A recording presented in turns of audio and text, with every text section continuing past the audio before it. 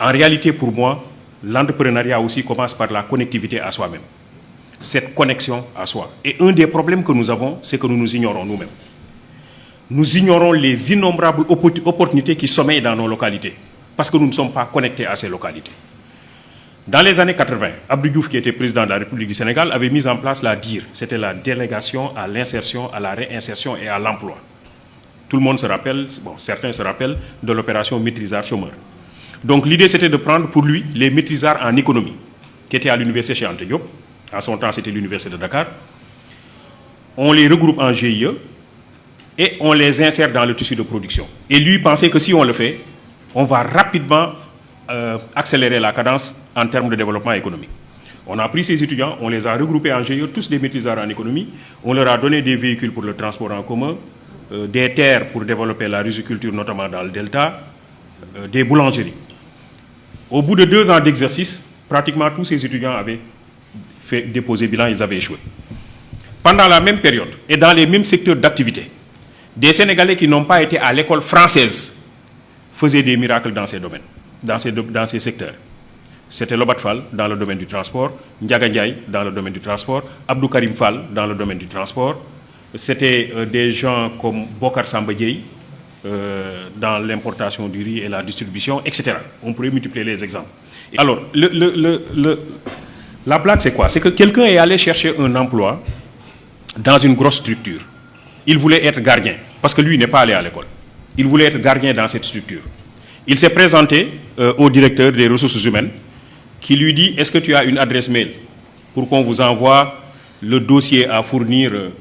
Le monsieur dit, j'ai pas d'adresse mail. On lui dit donc, tu ne peux pas être gardien chez nous. Parce que ça, c'est le minimum, il faut avoir une adresse mail.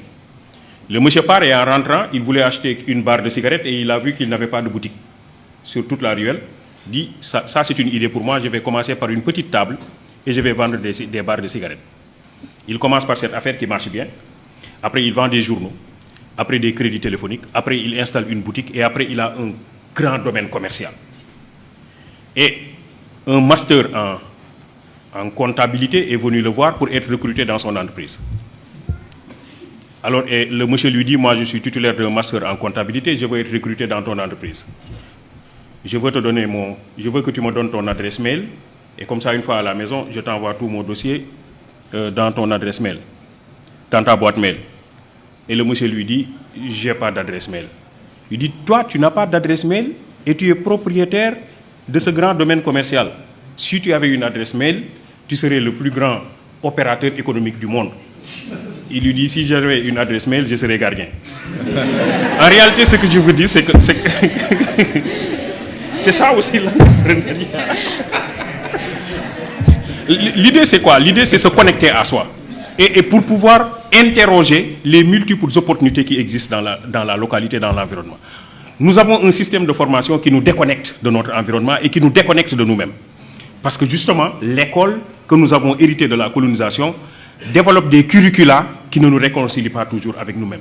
Et qui, pire, développe un complexe d'infériorité par rapport à l'autre. M. Diop parlait tantôt du benchmarking pour aller chercher chez les autres des choses qu'ils font et qui ne sont pas toujours adaptées à nos propres problèmes. En réalité, c'est cela aussi, c'est ce complexe d'infériorité. Les autres font, il faut que nous fassions exactement la même chose. Nous avons développé ce complexe par rapport aux autres et il est clair qu'aujourd'hui, nous avons dans nos écoles de formation des gens qui sortent et qui ont une innombrable opportunité devant eux, mais qui considèrent que ce n'est pas cela. C'est le bureau. Je dois être recruté, je dois être, etc., etc. Donc ça fait qu'il y a un modèle qui a été mis en place par le colonisateur, par l'occidental, et nous avons continué à surfer sur ce modèle-là qui n'est pas, il me semble, un modèle qui est un modèle productif. La quatrième chose qui me semble importante, c'est les deux cultes. Moi, ce que j'appelle le culte de la quête du savoir et le culte du travail. En réalité, c'est ça aussi le problème. Est-ce que nous travaillons suffisamment?